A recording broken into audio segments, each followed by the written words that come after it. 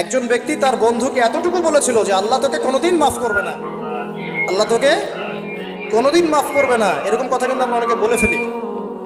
আল্লাহ পাক মৌতের পরে এই দুই ব্যক্তিকেই ডাকবেন, কিয়ামতের মাঠে ডাকবেন। এটা বারজাকে হয়েছে। বলবেন, আমার রহমত নিয়ে কথা বলার ইখতিয়ার তোমাকে কে দিয়েছে? আমি কাকে মাফ করব কাকে করব না, এই কথা বলার ইখতিয়ার তোমাকে কে দিয়েছে? আজকে আমি তাকে মাফ করে দিলাম, তোমাকে জাহান্নামে দিয়ে দিলাম। যাও।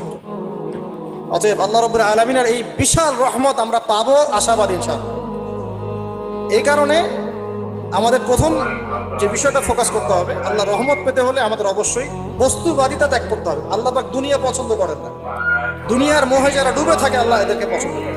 দুনিয়া প্রয়োজন, যতটুকু আমার দরকার আমি করব, যতটুকু প্রয়োজন নাই এই বিষয়টা আমি পেতেই হবে, চাই চাই আরো চাই। হ্যাঁ, দু হাতে চাপাও হাত পেতে নাও, ঋণ করে ঘি খাও, এইসব দর্শনের ধার ধারবো না আমরা ইনশাআল্লাহ।